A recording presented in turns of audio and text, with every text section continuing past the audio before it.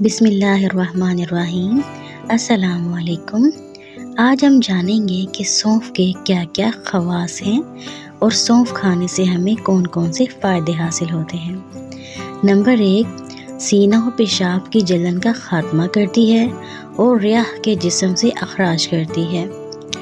یرکان، پتی اچھلنا اور سوزاک کے لیے نافع ہے۔